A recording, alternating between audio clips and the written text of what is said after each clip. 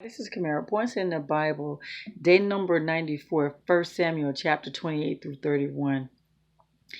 We should be able to see ourselves in the points that God wants us to learn from His Word.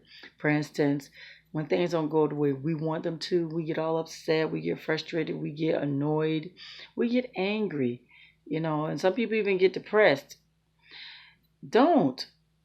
Just be patient. If things don't go the way you want them to go, and you put all your effort into it, trust God that that's not the route He wanted it to go. Just trust Him. A lot of times when we'll see later on why God didn't let us, stay in a relationship, or why He didn't let us get involved in certain things. Be patient and just trust God. Another thing is when you don't hear from God, or you feel like you don't hear from God, just be still and trust God. Don't go to the tarot card reader. Don't go to the psychic. Don't go to the mediums. Don't do that. That's not, God is not all about that. And they're not God. Trust God and be patient and seek Him in prayer. Don't seek the medium, seek God.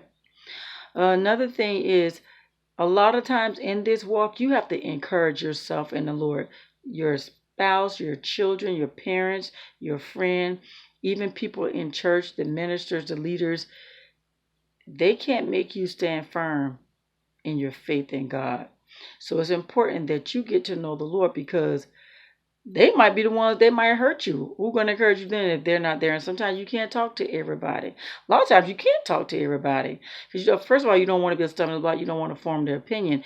You have to be able to encourage yourself when you feel like no one is there with you. And that the way you do that is you just remind yourself who your God is and who He is to you. Trust Him for peace. Ask Him for direction, peace, and understanding. Let's go ahead and get started. With the Philistines, remember David had moved into Philistine territory. Well, they're mobilizing, they're about to attack Israel.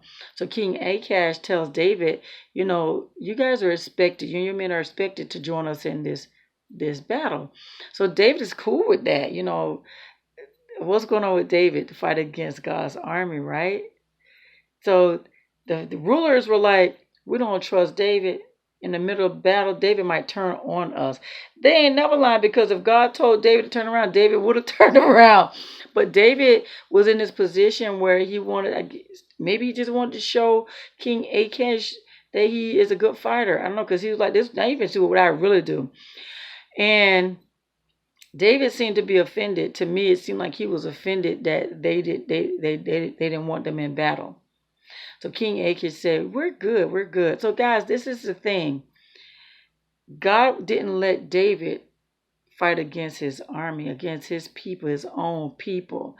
Even though David was offended and David was all for fighting against his own people, God didn't let that happen, even though David was offended.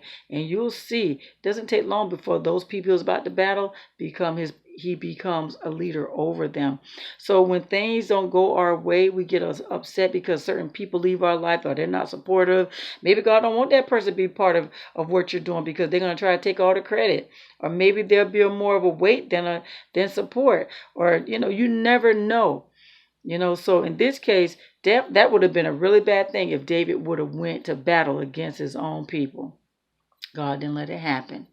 And so how about when, meanwhile, Saul sees this big army, and he starts to worry. He does everything he's supposed to do to seek the Lord.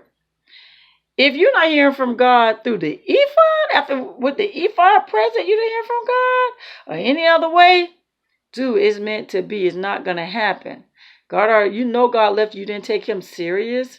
So this is the thing. One thing that gets me about Saul is he pick and choose when he want to seek the Lord and be on God's side.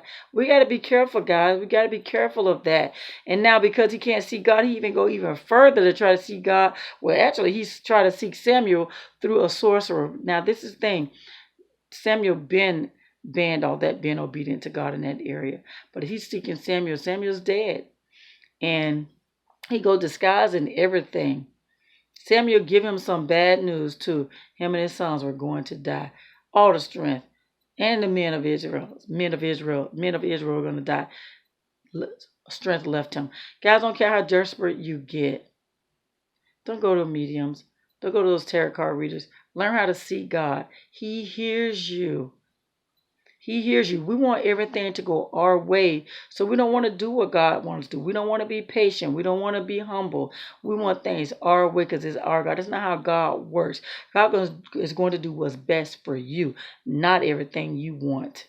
Okay? So we have to seek God for peace, patience, and direction in our walk. Be patient. Be patient. And sometimes you have to even fast for that extra strength. But you stay focused on God. Don't go seeking no medium. They're not God. God can tell you directly where He wants you through a dream. Saw it in here. See God, not the medium. Okay. Meanwhile, David and his boys are heading back to Ziklag. Raiders don't come through. Took their families, burned down their cities, took all their stuff, just plundered them everything. David crying because his wife's gone. His men crying because their families are gone. But get this part. They were very supportive of David up until that point. Now they want to stone David. They want to blame David for this. Dude, we were okay till things started going bad. What's up with this? You want to stone David? David had to encourage himself. He found strength in the Lord. People who you feel should be there with you. Our spouse is supposed to be the closest thing to us. What if they turn on us? Our children we raise, they're supposed to be with us. They don't always agree with us. They might feel like they want to turn against us. Our leaders in church, our people on our job, our best friends. What you going to do when they turn against you? Build that relationship with the Lord so it don't, can help you through these things. It's going to remind you that men will fail you. Man will fail you. God will not. He doesn't give us everything we want, but I bet you're going to give us what we need. We need peace. We need joy. We need direction. We need what God has to offer. We need to learn how to build that because David encouraged himself in the Lord. Once he did that, he asked God for direction and God told him what he needs to do. He said, should I go and pursue them? Should I this? He sought God for direction and God gave it to him. And get this, as they were pursuing the Amalekites, God had allowed it to happen where the Egyptian of one of the Amalekites, he was abandoned because he got slick slowing them down clearly, right? Help them to go right where they needed to go to get what they needed. Isn't that something? I'm just saying, don't be sleeping on God. And so David, everything was recovered. Everything. On their journey there, 200 of the men couldn't continue the journey. So there was 400 men who went there and took everything back, defeated the Amalekites, right? So all the plunder they got from all the other parts of Judah, all that went to David. And so on their way back, David told they went and picked up the 200 and restored them with their wives and everything. So the 400 men like, you guys didn't help us, or some of them, you guys didn't help us with battle, so you just get your wives, you don't get nothing else. David's like, no, that's not how we roll. They were part of us. They stayed back with whatever and share alike. They get equal portion. I absolutely love that. Don't let your greed and your selfishness, don't let it overtake you. Show that love and give and share alike. I hear Judah still follow that right now today. I'm just saying, it's some great stuff. And he all that plunder, that extra plunder, he went and divided amongst those different towns that it was taken from. So I love the fact that David had that giving heart. When you have stuff that's too hard to give or to share, I ask God to help you to be a giver, where nothing in your house or anything you own is too close to you that you hate to part from it. Your money, your possessions, your house, your car. If it's going to hurt you to lose that stuff, ask God to help you to be able to release those things, because you don't want those to turn out to be your God and hurt people's feelings for it. I'm just saying.